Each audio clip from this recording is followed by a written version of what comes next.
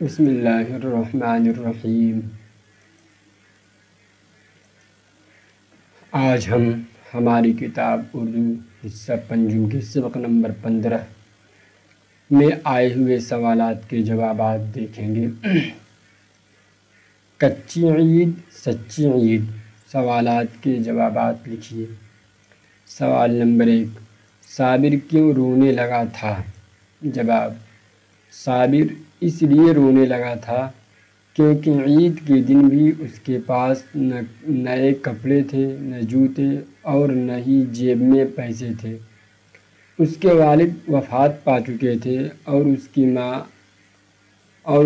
ماں عرصے سے بیمار تھی۔ اس وجہ سے صابر رونے لگا تھا۔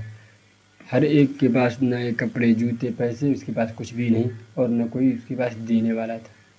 لہذا ایسے یتیم بچوں کی دوسروں پر لازم ہے کہ ان کی دیکھ ریکھ کریں، ان کی ضروریات کو پورا کریں۔ سوال نمبر 2، مجاہد کی ماں نے صابر کے ساتھ کیا سلوک کیا؟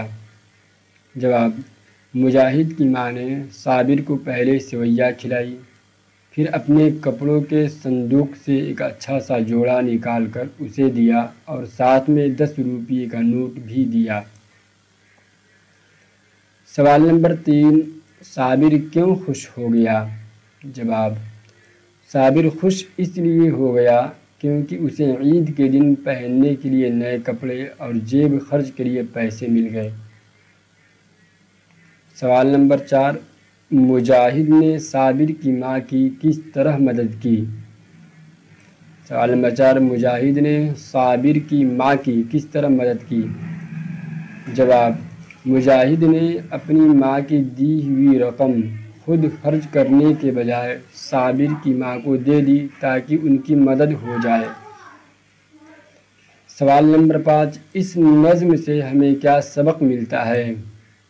جواب: اس نظم سے ہمیں یہ سبق ملتا ہے کہ ہمیں عید کی خوشیاں دوسروں کے ساتھ بانٹنی چاہیے، خاص طور پر ان لوگوں کے ساتھ جو محرومی میں ہوں۔ سچی عید وہی ہے جس میں دوسرے کو خوشی دی جائے۔ سچی عید وہی ہے جس میں دوسروں کو خوشی دی جائے۔